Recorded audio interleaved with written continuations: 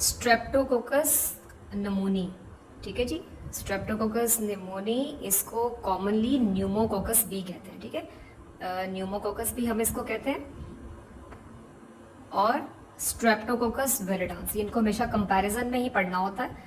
क्यों कंपैरिजन में पढ़ना है ये अभी हम आपको बताते हैं। और because both are the streptococci, तो दे आर कैटालेज नेगेटिव, जो कि जितने स्ट्रेप्टोकोकाई हैं वो कैटालेज नेगेटिव होते हैं। लेंस फील्ड क्लासिफिकेशन में नहीं होते ये दोनों के दोनों, इसलिए कि इनमें सी कार्बोहाइड्रेट नहीं होता, ठीक है। इन दोनों, ये दोनों जो है ये अल्फा हिमोलिसिस करते हैं, ठीक है। ये हिमोलिटिक जो क्लासिफिकेशन है उसमें आ जाते हैं, ये दोनों के दोनों अल्फा हिमोलिसिस करते हैं। ऑब्वियसली ब्लड एगार के ऊपर, हिमोलिसिस ब्लड एगार पे ही देखेंगे ना, ठीक है। ये अल्फा हिमोलिटिक है ब्लड एगार के ऊपर। इनके डिफरेंसेस आने चाहिए, हमें ये पता होने चाहिए हमेशा। ये प्रॉफ में बहुत आता है कि इन दोनों के डिफरेंसेस क्या होते हैं। इधर हम लिख लेते हैं, अगर स्ट्रेप नमूनी, ये हमने लिख लिया स्ट्रेप विरिडांस। तो विरिडांस जो है ये हमें पता है कि ये नॉर्मल फ्लोरा है। किधर का नॉर्मल फ्लोरा है जी, ये पता होना चाहिए हमें, ओरल कैविटी का। ये हमारे मुंह के अंदर होते हैं, नॉर्मल फ्लोरा होते हैं। और अगर डेंटल केरीज जो होती है, हमारे कोई भी दांतों जो खराब दांत है, तो उनसे ब्लड में एक्सेस कर ले तो क्या करते हैं, एंडोकार्डाइटिस। विरिडांस ग्रुप का नाम है, इनके इंडिविजुअल नाम जो है माइटस, म्यूटन्स, सिंगुएंस, इंटरमीडियस, ये आप लोग बुक से सब देख ले, ठीक है। ये उसी तरह ही एंडोकार्डाइटिस करता है एज अ नॉर्मल फ्लोरा जब ब्लड में एक्सेस कर लेगा।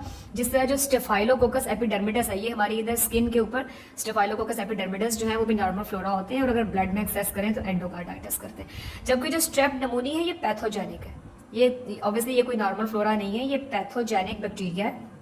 और ये हमारे इन्वायरमेंट से रेस्पिरेटरी रूट के थ्रू पेशेंट के अंदर डिजीज करेगा।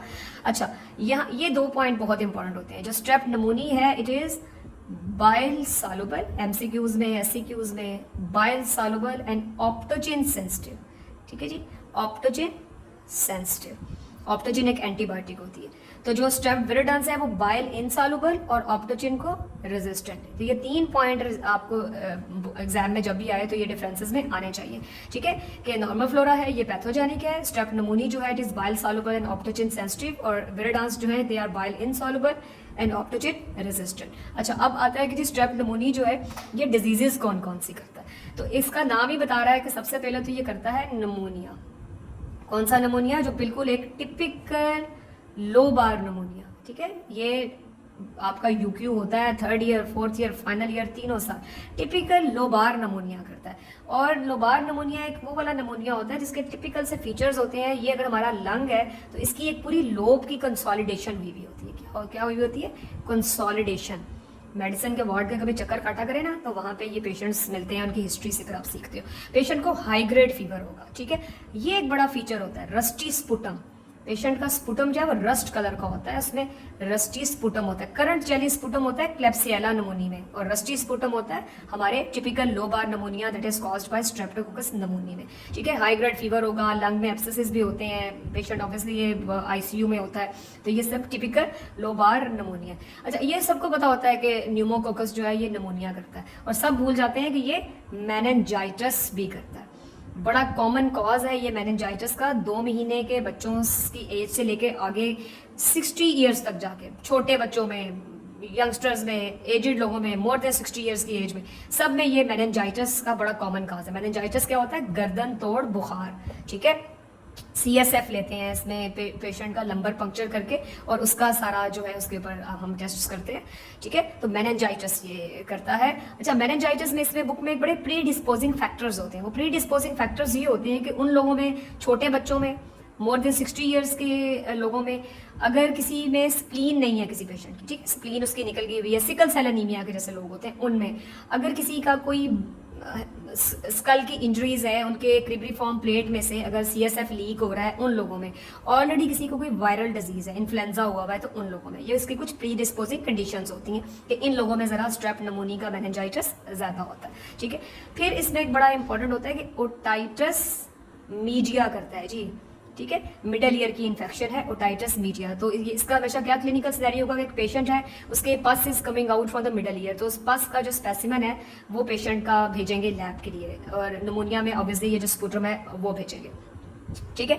तो ये 3 सबसे बड़ी डिजीजेस जो स्ट्रेप नमोनी करता है वो है नमोनिया, मेनिंजाइटिस और ओटाइटिस मीडिया।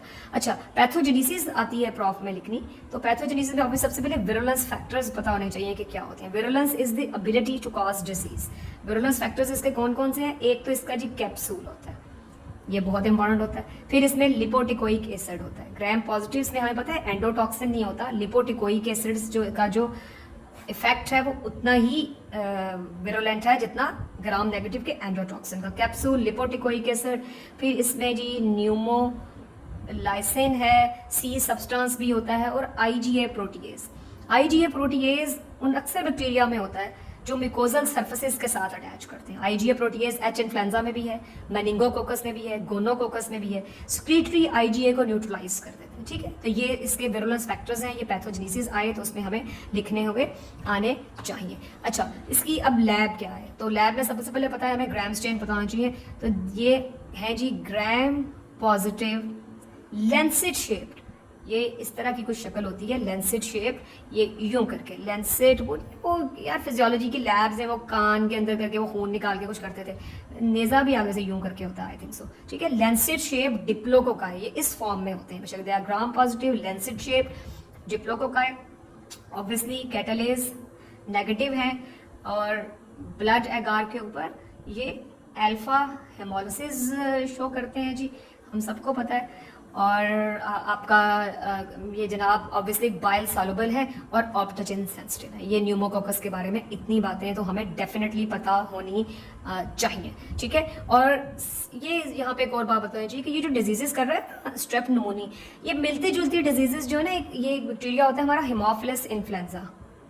हेमोफिलस इन्फ्लुएंजा एक बैक्टीरिया होता है, ये ग्राम नेगेटिव कोकोबैसिलस होता है। ठीक है, ये हमें पता होना चाहिए। ये ग्राम नेगेटिव कोकोबैसिलस होता है। इसको ग्रोथ के लिए एक्स एंड वी फैक्टर्स चाहिए होते हैं। ये एक्स और वी फैक्टर्स होते हैं चॉकलेट एगार में। और चॉकलेट एगार क्या होता है कि ब्लड एगर की प्लेट को आप 100 डिग्री सेंटीग्रेड या 80 डिग्री सेंटीग्रेड पे 1 घंटे के लिए हीट कर लें हार्ड वाटर बाथ में, तो वो चॉकलेट कलर का हो जाता है। तो उसमें से X is the haemin and V is the NADase. तो एक्स और वी फैक्टर्स रिलीज होते हैं, वो चॉकलेट एगार में होता है। अच्छा, जो स्ट्रेप नमोनी है ना, ये ब्लड एगर पे भी ग्रो कर जाता है, और ये भी चॉकलेट एगर पे बड़ा अच्छा ग्रो करता है। ये भी चॉकलेट एगर पे बड़ा अच्छा ग्रो करता है। अगर कोई प्रॉफ में पूछे ना चॉकलेट एगार पे कौन कौन से बैक्टीरिया ग्रो करते हैं, तो मेनिंगोकोकस भी करता है, गोनोकोकस भी करता है, स्ट्रेप्टोकोकस नमोनी करता है, और एच इन्फ्लुएंजा करता है। Haemophilus haem means blood, philus mean liking. X और वी फैक्टर्स चाहिए हिमोफिलिस इन्फ्लुएंजा को। ग्राम नेगेटिव कोकोबैसिलस है, एक्स चॉकलेट एगार में उसे ये दोनों फैक्टर्स मिल जाते हैं। ठीक है, बात हम क्यों कर रहे हैं यहाँ एच इन्फ्लुएंजा की? क्योंकि एच इन्फ्लुएंजा भी जो है ना, ये भी नमोनिया करता है। ठीक है जी, ये भी मेनिंजाइटिस करता है, लेकिन ये मेनिंजाइटिस एक बड़ी टिपिकल सी एज ग्रुप में करता है। किस एज ग्रुप में करता है? 6 मंथ से लेकर 6 ईयर्स, इनमें करता है सिर्फ। इन 6 साल से बड़ी उम्र के वो किसी को नहीं करेगा। ठीक है, और ये भी जनाब न्यूमोनिया करता है, मेनिंजाइटिस करता है, और ओटाइटिस मीडिया भी करता है। ठीक है, तो ये कंपैरिजन में हमें जो है ना ये बैक्टीरिया सारे याद करने होंगे। तो एच इन्फ्लुएंजा भी यही 3 डिजीजेस करता है। वैसे वो आर्थराइटिस भी करता है, और नमोनिया भी उन लोगों में करता है जिनको पहले से सीओपीडी होती है। ठीक है, और एच इन्फ्लुएंजा भी ये भी कैप्सुलेटेड भी होता है। तो फर्क कहाँ पे आएगा? सिर्फ फर्क ये आएगा कि इसको एक्सक्लूसिवली एक्स और वी फैक्टर्स चाहिए, और ये ग्राम नेगेटिव कोकोबैसिलस है इसकी शेप, और ये रेस्पिरेटरी ग्राम नेगेटिव रॉड्स में आता है एच इन्फ्लुएंजा।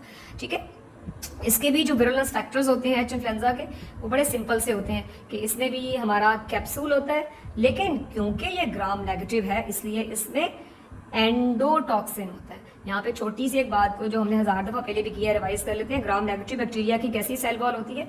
अगर ये सेल मेम्ब्रेन है, उसके बाद एक थिन लेयर ऑफ पेप्टाइडोग्लाइकेन, और फिर एक आउटर मेम्ब्रेन होती है। और ये जो आउटर मेम्ब्रेन होती है ये लिपोपोलीसैकेराइड्स की बनी हुई होती है, और इसी में लिपिड ए होता है जो एंडोटॉक्सिन होता है। Endotoxin is an integral part of the cell wall of gram negative bacteria. ठीक है, तो एच इन्फ्लुएंजा की बात कर रहे थे हम कि उसके विरुलेंस फैक्टर्स कौन से हैं? कैप्सूल, एंडोटॉक्सिन और आईजीए प्रोटीएज। ठीक है, कि हमने साथ ही एच इन्फ्लुएंजा भी कर लिया। अच्छा, एच इन्फ्लुएंजा में एक और बड़ी छोटी सी बात होती है जो लेवेंसन में नहीं लिखी हुई लेकिन बहुत दफ़ा एग्जाम में पूछी जाती है, वो है कि जी सेटेलिटिज्म क्या होता है। ये अब हम एच इन्फ्लुएंजा की बात कर रहे हैं इस छोटे से कॉर्नर में, इस कॉर्नर को कंफ्यूज नहीं करना आप लोगों को, ठीक है। सेव द पेजेस, जो कागज होता है ना ये दरख्तों की लकड़ी से बनता है और जब दरख्त कटते हैं ना तो बहुत से परिंदों के जो घर है ना वो खत्म हो जाते हैं। So please save the pages, save the life. बेचारे परिंदों के घर काट खत्म कर करके जो है ना हम कागज बनाते हैं और अंधेवा हम इन कागजों को खराब करते हैं, कभी नहीं करना जी। इस छोटी सी जगह पे हम एच इन्फ्लुएंजा के फिनोमिना की बात करते हैं। एक फिनोमिना होता है उसे कहते हैं सेटेलिटिज्म। सेटेलिटिज्म है जी, अगर आप विकिपीडिया देखें, गूगल करें, वो कहते हैं जी increase growth of one bacteria in the surroundings of another bacteria. एक अजीब सी बात है, बस याद करने के लिए कर लें। साइंसदान कहते हैं जी एक ब्लड एगार लें, ये क्या है जी ब्लड एगार, इसके अंदर एक स्ट्रीक लगा दें स्टेफ ऑरियस की। किसकी? स्टेफ ऑरियस की। स्टेफ ऑरियस क्या करता है? बीटा हेमोलिसिस करता है, ठीक है। अब वो कहते हैं जी बीटा हेमोलिसिस करेगा तो यहाँ पे एक्स फैक्टर रिलीज होंगे। क्या रिलीज होगा बीटा हेमोलिसिस से? एक्स फैक्टर, ठीक है, हीम रिलीज होगी। और साथ में स्टेफ ऑरियस का एक अपना कैरेक्टर है कि ये फैक्टर वी NAD, जो NAD है ना, ये NAD भी प्रोड्यूस करता है जो फैक्टर वी है। तो कहते हैं जी अगर एक पेशेंट एच के सैंपल में एच इन्फ्लुएंजा है, से अगर एच इन्फ्लुएंजा का कोई मेनिंजाइटिस है तो उसका CSF है, या आपका कोई भी और स्पेसिमेन है, पस का स्पेसिमेन है, उसके जोइटिस भी जाएगा, तो वो स्पेसिमेन आपने ये लगा दिया इस ब्लड एगर पे जिसके बीच में हमने एक स्ट्रीक लगाई हुई है स्टेफ ऑरियस की। तो एच इन्फ्लुएंजा की ग्रोथ अगले दिन 24 आवर्स के बाद इधर होगी, इधर इधर इसके इर्द गिर्द, बिकॉज एक्स और वी फैक्टर्स हिमोफिलस इन्फ्लुएंजा को यहाँ पे मिल रहे हैं अराउंड दिस स्ट्रीक, ठीक है। So satellitism is increase growth of one bacteria in the immediate surroundings of another bacteria. In H influenzae we take a blood agar, put a streak of Staphylococcus aureus. Staph aureus is beta hemolytic, so यहाँ पे वो X factor और V factors produce हो रहे हैं, तो H influenza की ज्यादा ग्रोथ यहाँ पे हो रही है, ठीक है। ये एग्जामिनेशन पॉइंट ऑफ व्यू की बात है, बहुत MCQ आ जाता है सेटेलिटिज्म का फिनोमिना हेमोफिलस इन्फ्लुएंजा के अंदर। अदरवाइज तो वो चॉकलेट एगार के ऊपर आप चुप करके उसको ग्रो करें। चॉकलेट एगार के जो है, चॉकलेट एगर जो है ब्लड एगर को 80 डिग्री सेंटीग्रेड पे हीट करके बन जाता है और उसमें X and V factors already available होते हैं। अच्छा, जो हमारा हेमोफिलस इन्फ्लुएंजा है ये भी कैप्सुलेटेड है और इसकी कैप्सूल की एंटीजेनिसिटी की बेस पे इसके डिफरेंट टाइप्स होती हैं, A B C D E। B बहुत इंपॉर्टेंट होती है, ज्यादा ये सब कुछ B कर रही है। तो जो इसकी वैक्सीन होती है उसको हिब कहते हैं।